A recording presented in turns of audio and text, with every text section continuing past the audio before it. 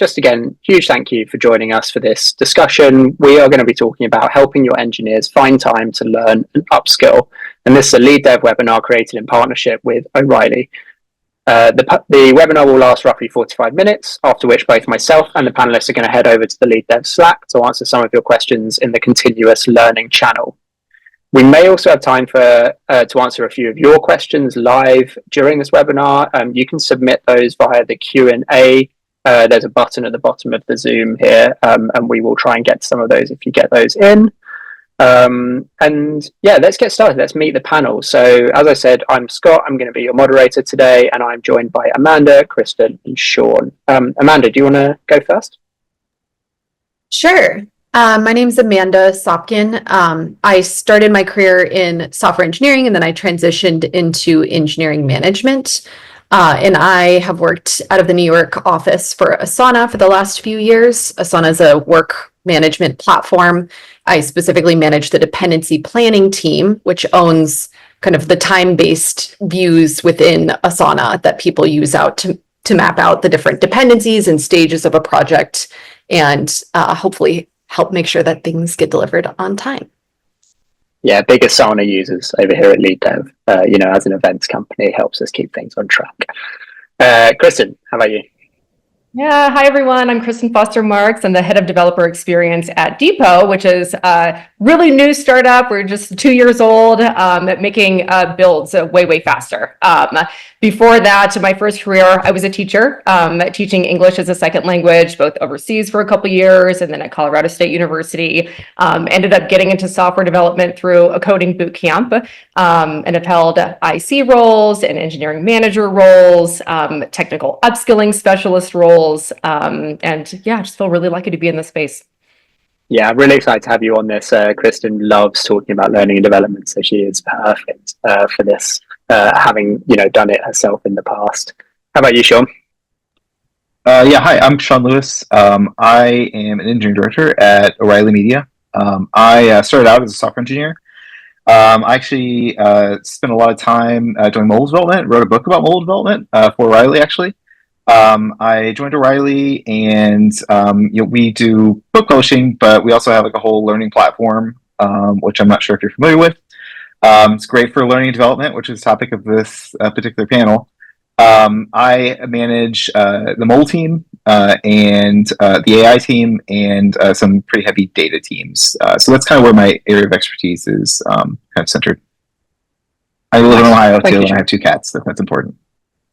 Nice. Well, I'm surprised that your cats aren't bothering you because they have a real propensity for, knowing when they're not welcome. So there's a closed door, so hopefully they'll stay out. That normally doesn't stop them disturbing the peace. But, cool. So thank you all for introducing yourselves. Really excited to get into the meat of this. I think it's important just to explain where this idea came from. So just released today, we have been working with O'Reilly over at Lead Dev on the 2nd edition of our engineering team performance report. As I said, that's out today. It's on leaddev.com. You can go and take a look for yourselves. But one of the things we really drilled into in that report was how people are feeling about learning and development, and especially where they're looking to use it to plug gaps in their team, where they're using it to try and raise the bar for the performance of their team, and we'll get into a few of those elements later. One of the big findings from that report was that 70% of people said that learning and development is a current priority. But as everyone on this panel and everyone tuning in will know, something being priority doesn't mean that it automatically is going to happen. So I think we're going to talk about why that's the case here today. My first question is, as engineering leaders, do you think that learning and development goals should be driven by your reports or by the managers themselves? Kristen, I'm going to go with you first here. Yeah, so it's a really good question. I honestly think that everyone on a team should drive learning and development. And there's kind of 2 big reasons for that. First thing is that any individual on the team is going to have unique skill and knowledge gaps that they'll want to devote their learning efforts towards. And even how they want to accomplish that learning might be unique to them. The entire team won't necessarily need to upskill in that specific area or on the same time schedule. And so I think that some of this really needs to be driven by the individual. But on the other side of the coin, engineering leaders are going to have deeper insight into what kind of collective upskilling and learning initiatives are needed to achieve team and company-wide strategic objectives. So those efforts, I think, are probably often best driven by the manager, or in some companies, a technical upskilling specialist or a technical L&D arm. So that's kind of the first reason I think that it needs to be shared. But I think that second reason that it needs to be shared is that for upskilling to be really effective, all parties really need to kind of be in agreement around the need for that upskilling. So if a manager wants her direct reports to upskill in some tool, but those reports don't believe upskilling in that tool is necessary, then that upskilling might not actually happen. And that works in the opposite direction as well. So yeah, I think all parties need to be involved in driving these sorts of efforts. Yeah, we're definitely going to get into that push and pull and kind of where you, as a leader, where you kind of fall on it, because it's not an easy thing. It's definitely, depends case by case. Amanda, where do you fall on this? Do you think it should be driven mostly by the report or by the manager? Yeah, I think if individuals are able to drive their own development, that can really help propel them forward, as Kristen was saying. But managers can also help people who might not be sure how to do that, especially depending on their seniority level. People who are just coming out of college or boot camp are often used to a more structured academic environment and also often hungry for continued learning, but they might not be sure exactly where to get it and how to fit that into their regular day-to-day. So I think managers can really help people come up with good goals and then stick to them in those cases.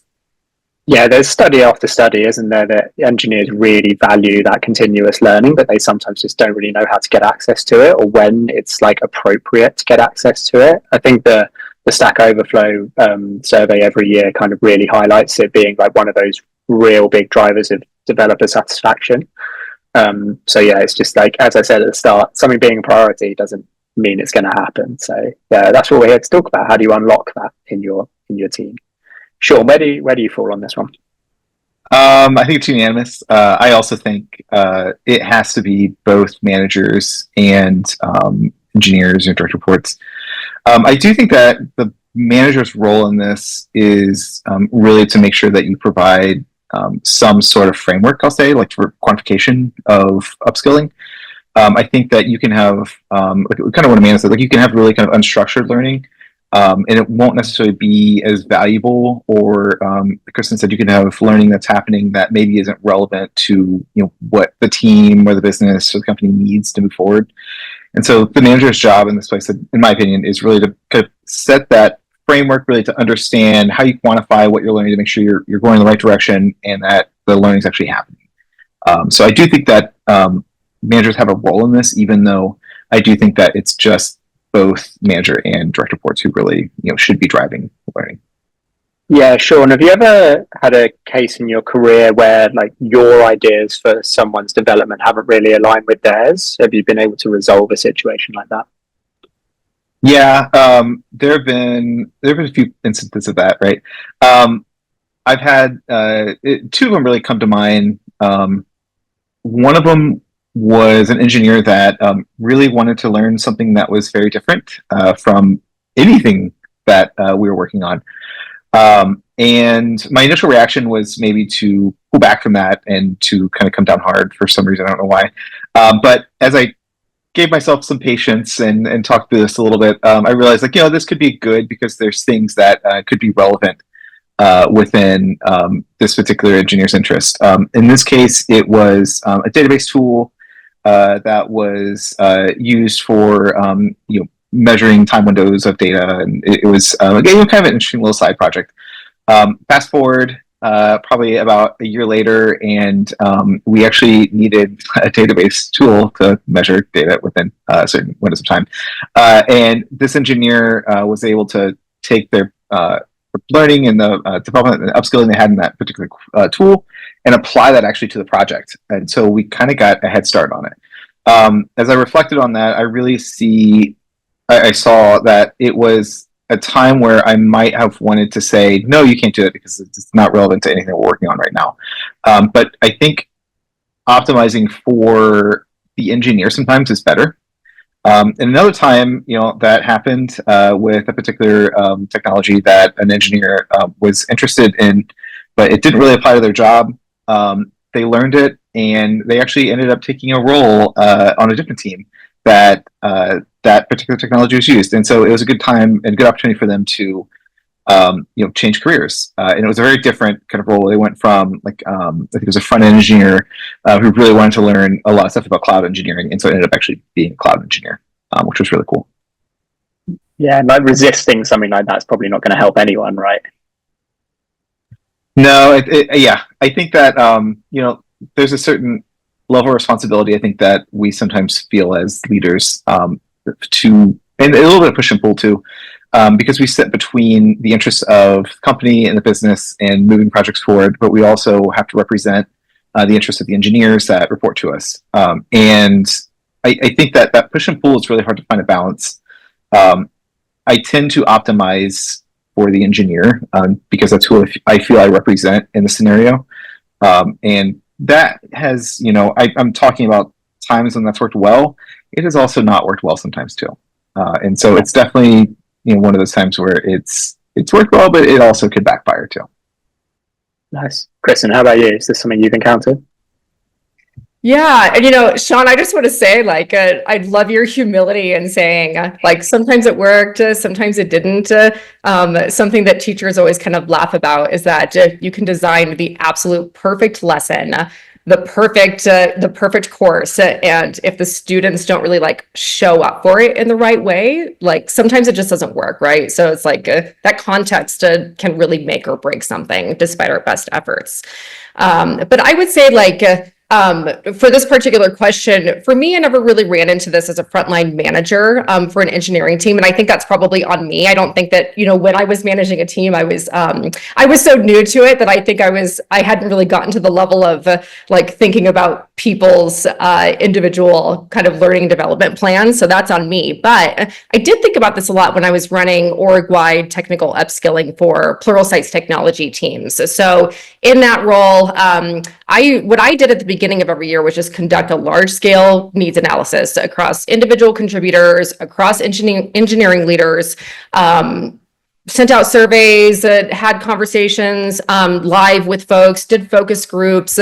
And the goal was really to just kind of understand collectively what tools and technologies everybody thought that we needed to kind of collectively upskill in to achieve our strategic objectives. So spent time analyzing that data to determine what we would devote our limited time and resources to learning. And as you can imagine, naturally, the things that we ended up running those workshops and academies for weren't everyone's number one choice for learning topic or learning focus, but we still needed folks to participate in those things. So something I had to kind of learn really quickly was just kind of drawing on rhetoric and argumentation and some of those tenets of communication.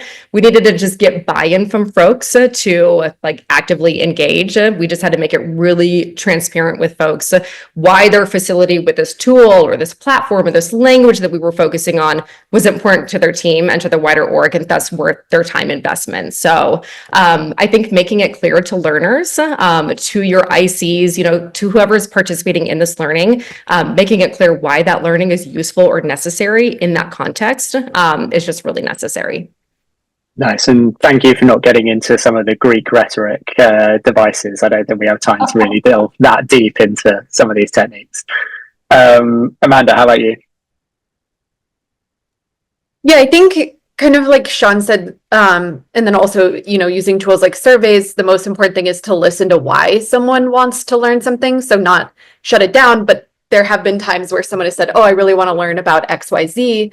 And then when I ask why, they might say, oh, well, I think the business is headed in this direction. And if that's not the case, then we can come up with another opportunity for them that feels fulfilling and matches the needs of the business. But I think it's mainly important to just not shut it down. Yeah, that's interesting because in the survey we asked folks, why do you prioritize learning and development? And there were kind of three main buckets that came through. It was and this is aimed mostly at managers, but it was retaining talent, maintaining developer satisfaction, and improving team performance. Of those three, Amanda, which would you typically optimize for when you're thinking about learning development? I think it depends a little bit on the needs of the team and also kind of like the life cycle of the team. For my current team, it's a little bit younger, so I'd probably focus mainly on the performance aspect. And I think there is kind of a symbiotic relationship there between performance and the other two. Yeah, nice. Kristen, how about you? Yeah, Amanda, I'm with you. There is this symbiotic relationship. I think that talent retention, developer satisfaction, team performance, they're each important. I think they're inextricably intertwined. And we actually do have a lot of empirical research, both within the software engineering domain and beyond it in fields like psychology that really show connections between these factors and many other factors. So I think folks on this call are probably familiar with frameworks like the SPACE framework and the developer thriving framework. And these show correlations and different effects between these and other factors. And I think most folks on this call could probably plumb their memories and personal experience and kind of find that anecdotal evidence too. It's just supporting that these factors interact with each other, they influence each other. I know I personally feel most satisfied and most likely to stay in a role when I feel like I'm on a team that has a great reputation for performing well and delivering value. So yeah, I just think they're totally interrelated and equally important. Nice. Sean, how about you? Yeah, they're all interrelated for sure. I tend to optimize, I think, more for developer satisfaction, and that might just be because I was a developer and I want to see developers satisfied, I guess. But I think that you'll get developer satisfaction if you have a team that's performing well. I think that you'll get people who want to stay around if they're satisfied. They're all interlinked, and I think that it's hard to really pinpoint one thing that you can really focus on. I think you really do have to focus on all three. But generally speaking, it's a situation where, like, as the water rises, like all of them, all the boats, those boats, 3 boats, they tend to rise as well. So, yeah. And if you are looking to drive better performance through these efforts, what particular skills are you kind of zeroing in on, Amanda, when you're trying to really think about driving that performance in the team? Yeah, I think for collective team performance, the best thing to focus on is, I guess, communication and feedback. And by that, I mean feedback within the team, people feeling comfortable to give each other feedback, giving me feedback, being able to receive feedback. I think if like all of those avenues are flowing smoothly, that can help with most things that are kind of downstream in terms of performance. So if there's a good feedback culture, that means that there's often a good PR feedback culture that can help create a good QA environment that can help with team process. So I think that's a good place to start. Nice. How about you, Sean? yeah, one of the things, like, I think you want to see. We want to answer some basic questions first. Like, are there any people on the team that are really struggling with the technology? Like, that's the first question you want to answer, I think, before you can really address team performance, because team performance could be based around someone who just doesn't know a particular set of tools, a particular language, a framework, whatever it is, and they might just need some space and some time and some investment from you as a manager, from the company in that time, to actually learn those things. And so I think that's the first thing as far as team performance. Like, one of the things that, when you're trying to increase it, you want to look at to see, like, are there actual, like, raw skills that need to be developed there. After that, I agree with a lot of what Amanda said, and I do think that there are maybe sometimes even like some more abstract skills that you need to work on around understanding, like, how to develop software, which I think directly is related to, like, pull requests and how pull requests are written, how they're reviewed, that kind of stuff. I've seen those things that maybe we would call the day-to-day job of being a software developer. Sometimes those things you need to focus on those basics, right, before you can really get at team performance. And then usually beyond that, it's typically, I think, an opportunity, a time where you can let the engineers actually start to run wild and start to actually go crazy at the problem. And typically, that involves more like prioritization and upper management and that kind of stuff you have to manage, which is less, I think, skill based. Yeah, it's funny, isn't it? Because like in like formal education, they typically teach you that first part. They really focus on that first part, and they kind of teach you that third part by proxy of like working on projects and working in teams and kind of doing that stuff. But they never teach you how to just do the stuff that you end up doing at work a lot, which is pull requests and all the stuff you said in the middle. So actually, kind of folks, and I really like the ordering of that. You can't really go to the second and third level until everyone in your team just has the basics down. So yeah, I think remembering to focus on the foundations there is good advice. Christian, how about you? Where do you fall on this one? Yeah, I agree with so much of what Amanda and Sean said. I think one thing that I might just add on top of that is that I think that few skills have the power to propel software team performance more than being able to kind of like analyze situations where some kind of communication is necessary, and then crafting communication that best achieves the purpose of that communication with the intended audience. So here we're talking about rhetoric again, the stuff that many folks would have been exposed to in high school or college composition courses. And the reason this is a hill I would die on. The reason I think that these analytic communication skills drive team performance is that we see them manifest in a lot of different communicative acts, if you will, that are regularly performed by software engineers. So software engineers deal in a lot of different genres throughout their typical workday. Like we could take a look at code reviews, for example. A concise, to the point code review comment might have no emotional or affective effect on a principal software engineer who's been working in the industry for 20 years and maybe is my friend. Maybe I've worked with them for 10 years and they're my friend. If I have just a really to the point kind of blunt code review comment, then it might not affect them emotionally. But that kind of comment could be devastating to, say, a software intern who has never engaged in the code review process before. And I think if as a team we're not mindful of those communication choices and how they can either lift or deflate, in this example, the intern's confidence, then we can find ourselves in a situation where this intern just doesn't perform as well, and that affects the entire team's performance. Again, that's just one small example. We deal in so many genres of communication throughout our days. And again, just like being able to attach or approach that communication really analytically is a skill that I think just can really hugely impact team performance. Nice. I love that. Really love that. I wanted to switch gears a little bit and just kind of get into one thing that I think a lot of people struggle with is like, how do you actually measure the impact of these learning and development efforts? I think with other things that you do, it's a bit easier to kind of just see that impact, whereas it's a little bit more abstract here. But Kristen, I know that you've always been someone that tries to put data behind a lot of this stuff. Have you found any approaches that really help you start to measure the efficacy of learning and development?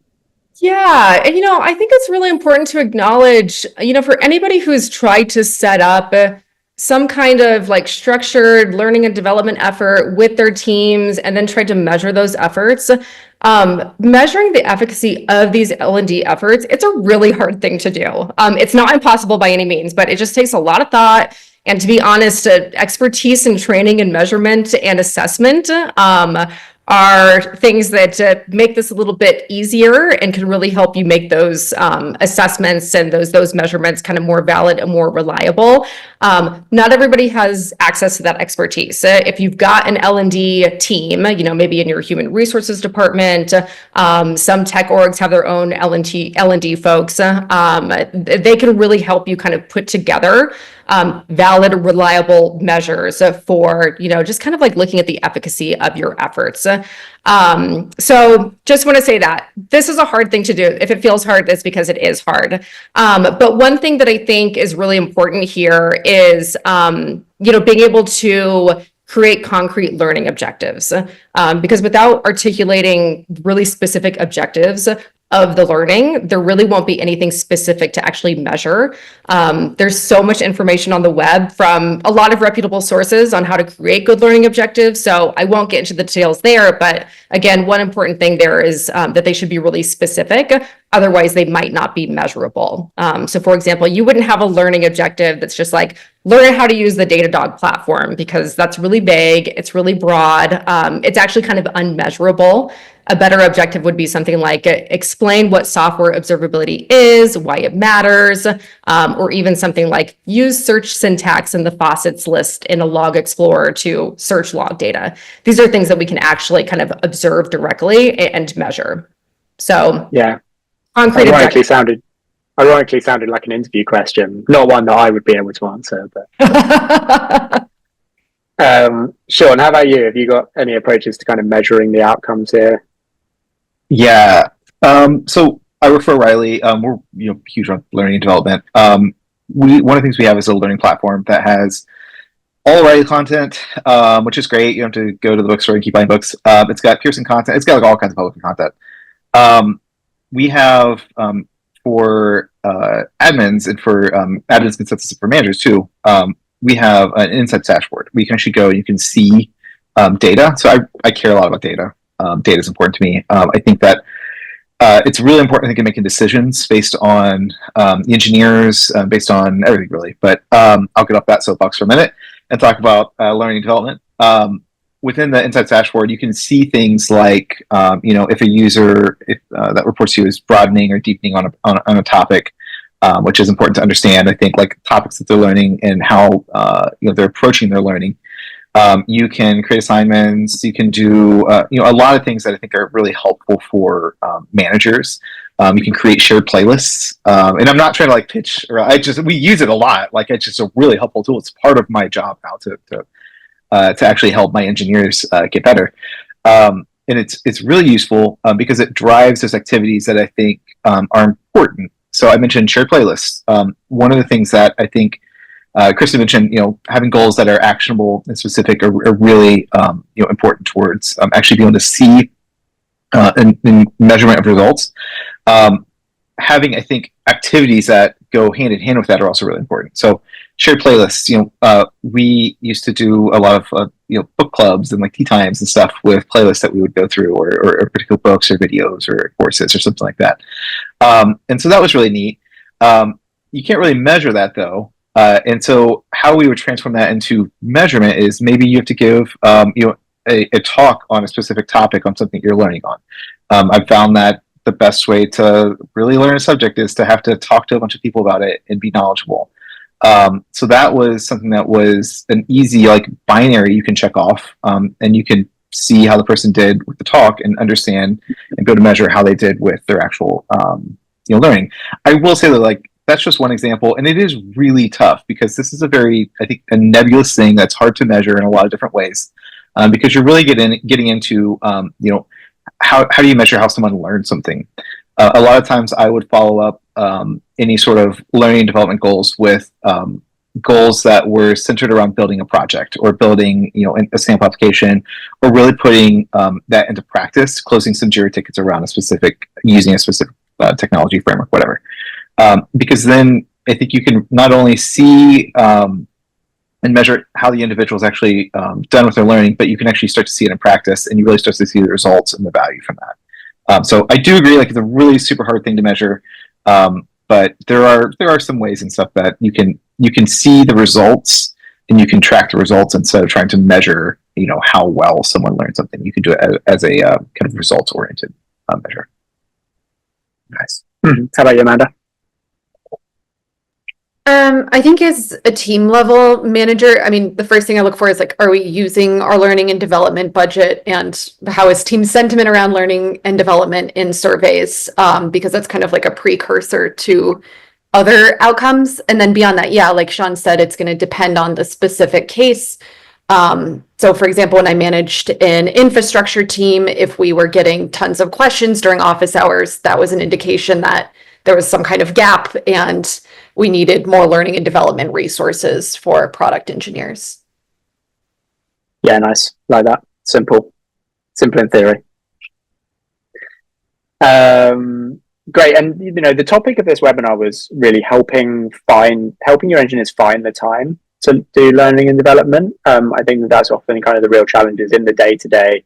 There's always always another ticket. There's always, always something on the backlog. It's really difficult to find time for this stuff within, within working hours. Have any of you found any really good tactics or techniques to help engineers just carve that time out? Amanda, I saw a little nod, so I'm going to go to you. Yeah, some of the things that can be helpful are, like I think both Sean and Kristen said, setting goals together, but then also sometimes blocking off time on the calendar for a specific time every week can be helpful. Also getting peers involved. So like maybe having other people do a book club or attend a conference with you can be really motivating as well. Nice. Sean? Peers is an interesting idea, and that's something I consider. I like that. We are accountable to others, I think often more so than to ourselves. I have found a few different things that are particularly effective. One of them is, you mentioned, there's always another ticket available. One of those tickets could actually be learning. And so we often will create, tickets specifically for learning a particular thing, to make sure that an engineer or developer gets that time within a sprint. We do 2-week agile sprints, and so we can find the space for that engineer, because it's definitely an enabling thing that helps us with projects. Now, the other thing that we do that I think is actually really effective is we actually do Spark time, which is 20% time.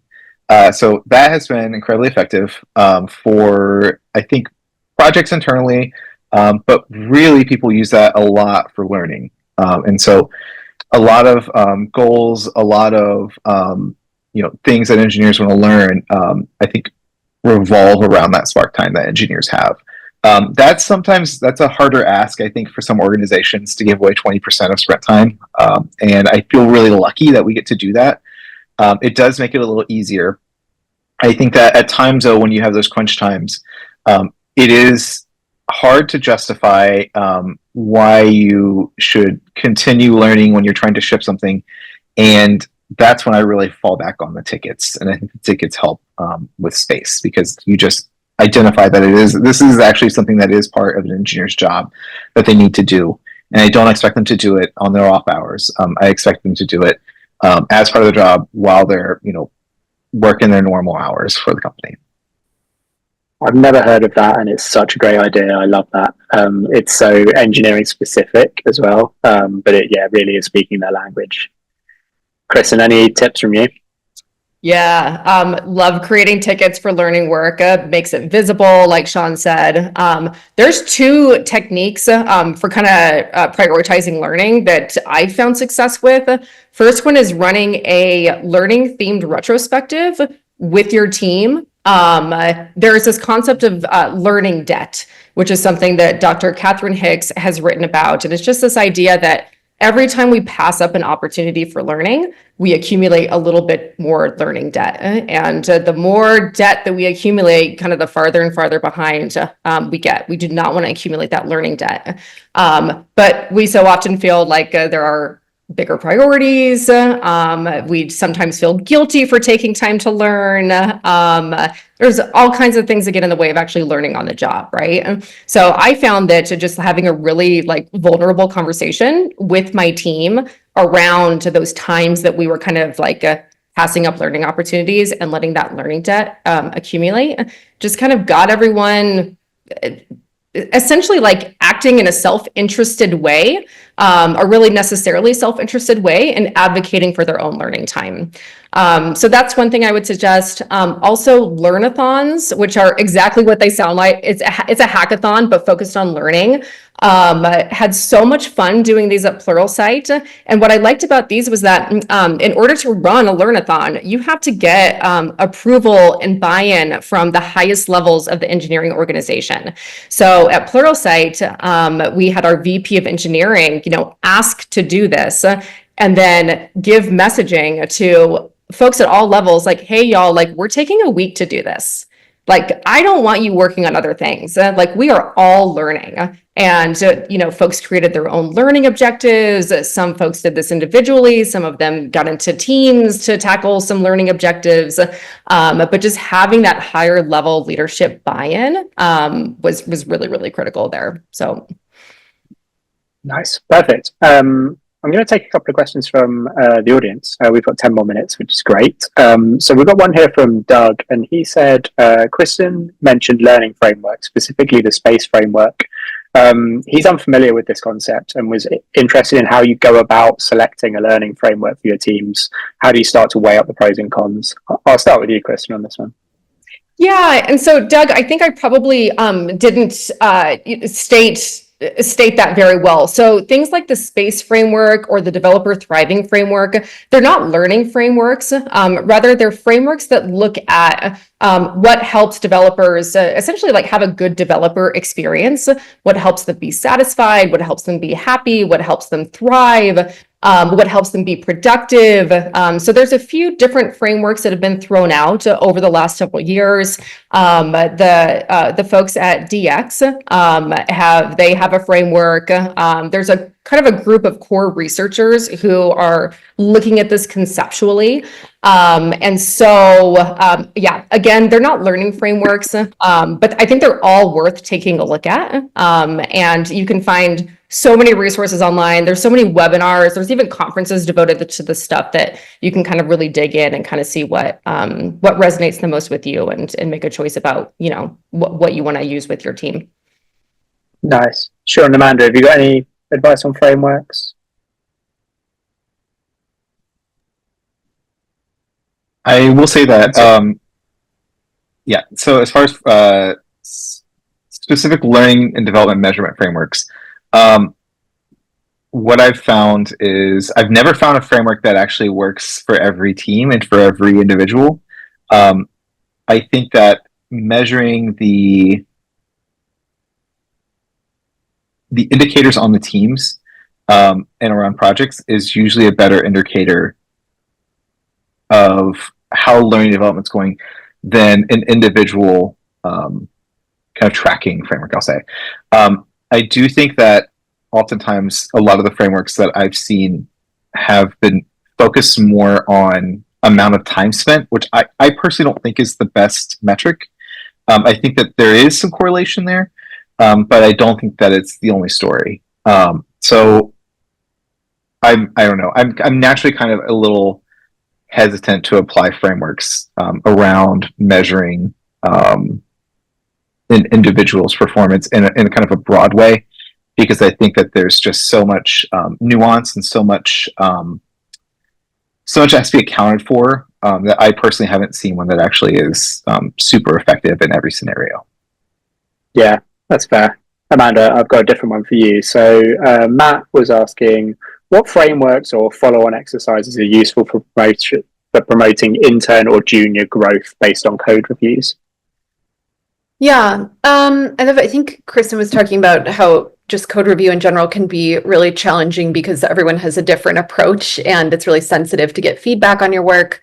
This is something that I think artists get a lot of experience in, like receiving feedback and critiquing each other, but a lot of software engineers don't experience that until they enter the workplace. So a few different things that have been helpful on my teams. I often recommend that people do a full, thorough self-review of their own code before putting it out for review. And sometimes that can include like a checklist of different things that they've gotten feedback on in the past.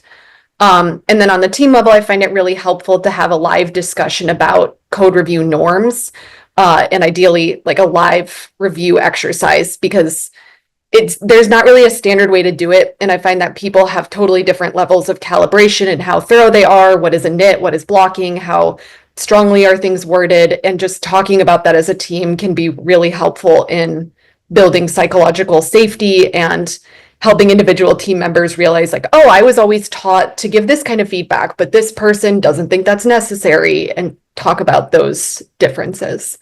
So those are some of the tactics that I like to use if there's tension, which honestly comes up very frequently. Nice. Go on, Kristen.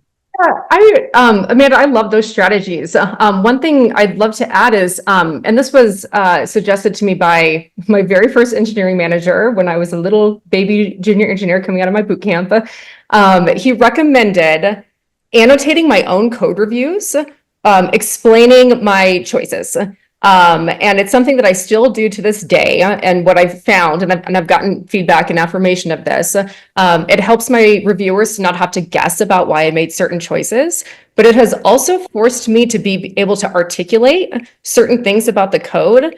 And sometimes I even say that stuff out loud so that, if we end up on a call doing a live review, I can like verbally articulate those things, which is so different than articulating them in writing, as I think many of us know. So I definitely recommend that, not just for entry-level engineers, but folks at every level. Nice. Sean, I've got one for you here. So Mo asked, could you share a little bit more about learning tickets in sprints? Is it a sprint to ship a product feature? We would create tickets to learn something not related to the ship work in the sprint. So yeah, try different ways about this. I think you could structure the tickets so that they are learning about a particular thing that's not related to the sprint, but generally speaking, I don't really highlight that. What I found works really well is just to have an actual pointed, roughly, Jira ticket that actually is more based around learning about maybe a particular topic versus a specific thing, or it could just be a generic learning kind of ticket. So not really getting into, hey, we're working on shipping this new feature, and now we're doing this thing that's totally unrelated. So what I equate this to is like at times you'll have maintenance tickets that might be in a sprint.